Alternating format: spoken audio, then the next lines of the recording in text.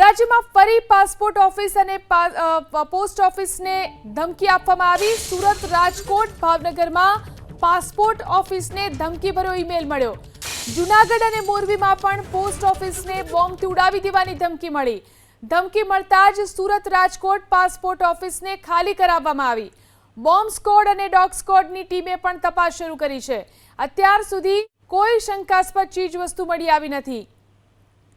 તો જે રીતે પાસપોર્ટ ઓફિસ અને પોસ્ટ ઓફિસને ધમકીભર્યા ઈમેલ મળી રહ્યા છે, સુરત, રાજકોટ, ભાવનગરમાં પાસપોર્ટ ઓફિસને ધમકીભર્યો ઈમેલ મળ્યો। આ વિશે વધુ જાણકારી મેળવી અમારા સંવાદદાતા ધનરાજ આપણી સાથે લાઈવ જોડાયા છે, ફોન લાઈનથી જોડાયા છે।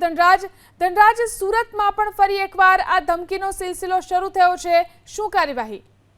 જી બિલકુલ, પાસપોર્ટ ઓફિસને બોમ્બથી ઉડાવી દેવાની ધમકી આ પહેલી નથી, પરંતુ ત્રીજી વખત આ પ્રમાણેની ધમકી આપવામાં આવી છે। અગાઉ પણ આ પ્રમાણે 2 વખત ધમકી આપવામાં આવી હતી, ત્યારે બોમ્બ સ્ક્વોડ, ડોગ સ્ક્વોડ દ્વારા તપાસ કરવામાં આવી હતી, ત્યારે એમાં કોઈ પણ જાતની સંદિગ્ધ ચીજ વસ્તુઓ મળી આવી ન હતી અને આજે ફરી એક વખત સુરતની પાસપોર્ટ ઓફિસને બોમ્બથી ઉડાવી દેવાની ધમકી આપવામાં આવી છે। ત્યારે 3 વખત આ પ્રમાણે જ્યારે ટીખળ કરવામાં આવી છે, ત્યારે ટીખળ કરનાર શખ્સને શોધવાની કવાયત છે તે હાથ ધરવામાં આવી છે। અજાણ્યા શખ્સ દ્વારા મેલ આઈડી ઉપર મેલ કરવામાં આવ્યો છે અને ઇંગ્લિશ અને ગુજરાતીમાં આ ઈમેલ કરવામાં આવ્યો હોવાનું સામે આવ્યું છે। ઘટનાની જાણકારી મળતાની સાથે જ ક્રાઇમ બ્રાન્ચ, એસઓજી, બોમ્બ સ્ક્વોડની ટીમ ઘટના સ્થળે પહોંચીને તપાસના ધમધમાટ શરૂ કર્યા છે।